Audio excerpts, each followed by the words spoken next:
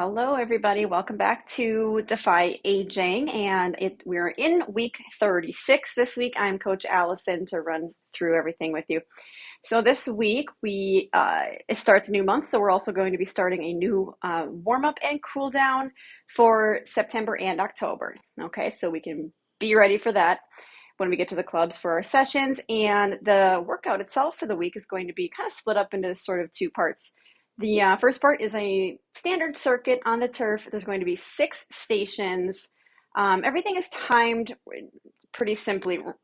Didn't get too creative there. We're going to do 30 seconds on, 30 seconds off, and it's going to be for 3 rounds of the rotations. After that, we're going to split up into your own space. And it's not really the finisher, but it kind of is. It was going to be part of the workout anyways. But then I remembered the weeks where we have new warm-ups and new cool-downs. Those take a little bit longer because we're demonstrating brand new movements for the warm-up and cool-down. So we'll have the second part of the workout that I'm about to explain, but that'll kind of be our finisher. So we won't have a separate team builder this week for time's sake. But the second part of the workout I'm talking about is going to be in your own space, all lower body, all legs. And it's going to be counting your own reps now. So it's 2 exercises. So essentially it's a superset. So, 2 exercises of 12 reps each for 2 rounds of that. And everyone will kind of be at their own speed, but for the most part, everyone will get done probably within the same minute or 2. All right, we have some demonstrations to do. Let's get to it. All right, for the first station of the circuit, so station 1, of course, everyone starts somewhere different, right? This is going to be a little new. We used this mini ball a couple weeks ago for the hip adduction, squeezing in. We're going to use it now for a chest exercise. So we're going to be in a half kneel position. And that's just to add a little more stability to it. Why not? So we're in this nice half kneel. Make sure we do have a 90-degree bend in both knees. I should face forward. And now the way we get a chest, essentially it's mimicking a chest fly, if anyone knows what a chest fly with dumbbells is. We're going to place this ball. I recommend placing it kind of scooted down between the wrists and kind of the forearms instead of the hands. And the reason being, what we're doing is pressing inward. Yes, you're squeezing the ball, but I want you to kind of pretend you're actually bringing your elbows in. That'll help you really squeeze. The reason I always suggest doing the wrists and the forearms is that if you put the ball between the hands, it's very tempting to stick your elbows out like this. Okay, and that puts an excessive pressure bend on the wrists, and it also kind of takes the work slightly out of the chest and puts a little more in the shoulders, which we don't want.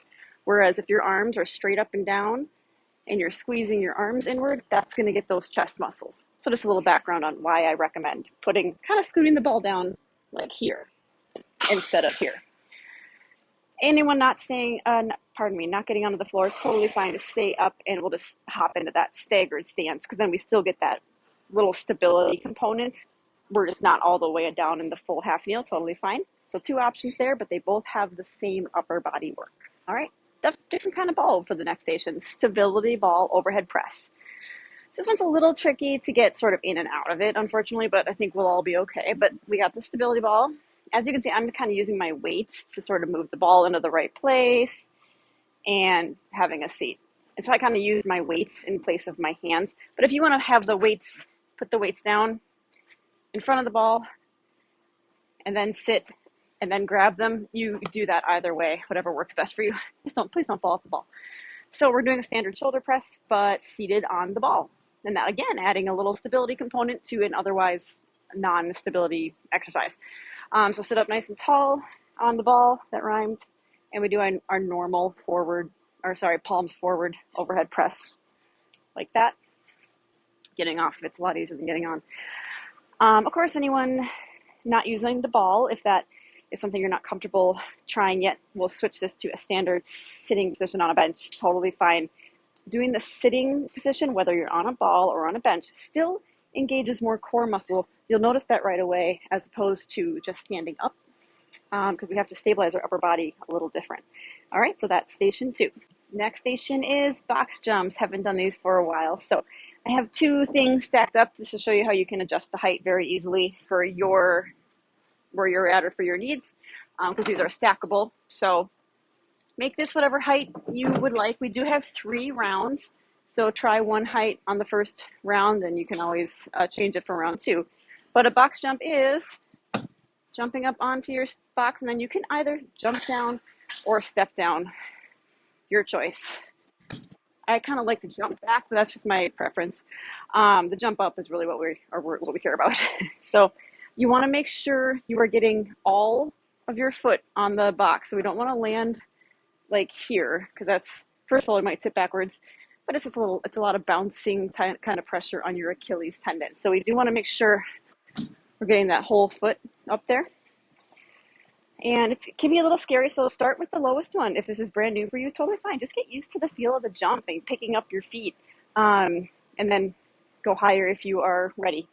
Now, if anyone cannot do jumps because of an injury, maybe a knee restriction, we'll switch this to step ups. But I want to encourage everybody, so like this, I want to encourage everybody to do the jumps. Again, even if you go to the lowest, that gray one, the lowest height, because that's going to get the explosive, that it's plyometric. Oh my goodness, I couldn't think of the word. That's going to get that jump. Again, even if you're only jumping a little bit, don't worry about that. So I don't want anyone to be like, oh, I can't jump up to the high one, so I better do step ups. No, take it down low, and that's okay.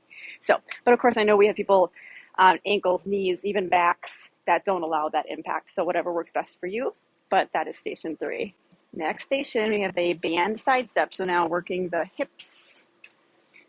Okay, we've done these quite a bit over the years. So make sure that you do have the band in the center of your foot, or if you have high arches in your shoes, that's great, because put it in the arch, it kind of locks it on in there.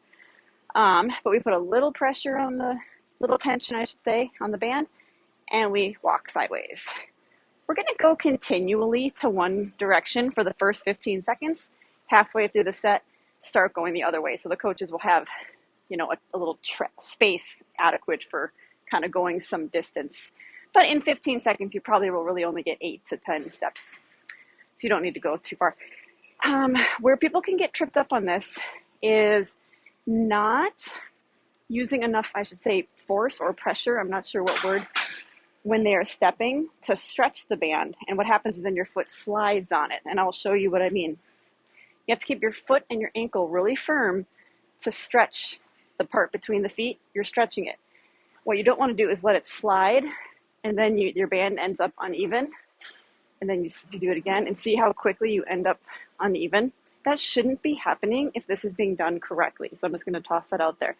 So you really have to push and use a lot of strength in your ankle, lower leg, and your hips to really be making sure you were stretching the band between the feet. Hope that made sense. Give it a try. Again, we have 3 rounds to perfect it, so band side steps. Let's try. Next station is an oldie but a goodie, one we do all the time, a 3-point row. So it's a back exercise. I have something this is a little high. I would recommend going like one setting, one lower, but this is just what I had available. So the side with the weight is the leg that you step back, okay? And that clears this space here. Kind of just, if you're doing this, then this runs into your leg and it won't feel right. So kind of it should be an intuitive feeling to step the correct leg back. And then we know this one, we pull up and back. Make sure you keep your shoulder down away from your ear, so don't do this. Bring the weight back, kind of more by the hip. Shouldn't be coming up to the upper rib cage of the chest, so it shouldn't be coming up here, but instead open this area up, your chest and your shoulder. Open it up, give it space, and bring that kettlebell, or you can use a dumbbell too, either is fine. Bring it back, and you want to make sure that back is nice and flat, so you want to make sure we're not doing like a hunched position like this. Getting that leg way back helps flatten out your back. So do a big stance between your 2 feet. Anyways, we'll switch sides halfway. You don't have to, for some reason, I see a lot of people switching, like going to the other side of the bot. You shouldn't have to do that. When it's time to switch sides, 3, 2, 1, switch, just pop on over like this. So we don't waste like 5 seconds walking over to the other side. So just take 1 step over, switch hands, boom. It shouldn't take more than 2-3 seconds. So halfway through the set, we'll switch sides, and that's our back row. Last station is some core. We're going to do the starfish. If you've been with us for a while, you've done this. So it is a floor exercise. Ooh, here am I? Okay, so we are laying down on our back. Ooh, that's not great. Okay, so arms are kind of out at an angle and legs are out. So you're making like a starfish. You're trying to spread arms, spread legs, and your head is the fifth point of the star. So that's how we get the starfish look. Anyway, so we're not in a pencil. Feet are apart, arms are apart. And then we lift and reach for the opposite shin, ankle, or foot, whatever you can reach. But it is important that you're lifting your head and your upper back as well. So see how my head is off the floor and my upper back and my shoulder came up? So we're not leaving the head down, okay? That one can get a little tiring on the neck, but you do get to rest the head down between each rep, so it should be manageable. You might feel the neck getting tired, but that's okay. It's okay to strengthen our neck and get it tired. Anyone not staying on or getting onto the floor, it's going to look very similar. Instead of keeping the legs straight, I don't want anyone to like try to reach for the toe because that means you have to like kind of crunch inward. We're just going to reach for the opposite knee. So anyone staying off the floor or laying on the floor, you'll have a little more of a balance component actually, but it still gets that those abs working. So you have to lift the knee and then bring your arm down. So anyway, 2 options for starfish there. Let's give it a try. So those 6 exercises wrap up the circuit, and after that is done, coaches can kind of start to put stuff away while everyone starts their own in their own space exercises next. And those 2 are, remember in the beginning I said it's all leg stuff, going to be reverse lunges and Romanian deadlifts. So for the reverse lunges, you stay stationary, take a big step back, bend both knees as low as you are able. I went all the way down to the floor, don't have to get that low, so halfway, whatever works for you. A couple things to keep in mind: your back foot is angled forward, your toes are angled forward, not turning out like this, and you have to roll up onto the toe. If you try to force your heel down, you can't bend this knee. So roll up to the toe, then you can bend your knee. Keep your chest up relatively tall and straight. You can have a little forward lean, but we want to avoid folding all the way down. And we're alternating. So every time you come up, so this is 1, switch legs, 2, 3, and it's just 12 total, not 12 each side. You can go near a wall or a rack for balance if that helps you a little bit. And that's the reverse lunges. After your lunges, you go right into Romanian deadlifts, which is what we do, I'd say maybe our most common exercise, perhaps, I'm not sure, but it's up there. So if you've been with us for a while, you know this one. Now, depending on how big your session is, how many folks are there, we might not have enough of appropriate weighted kettlebells. You can do this with 2 dumbbells as well. So you just have 1 on each hand like this. So hopefully we have enough weights between the dumbbells and the kettlebells to go around. So keep your shoulders down and back. They're going to want to round forward, but don't let that happen. So keep them back and open.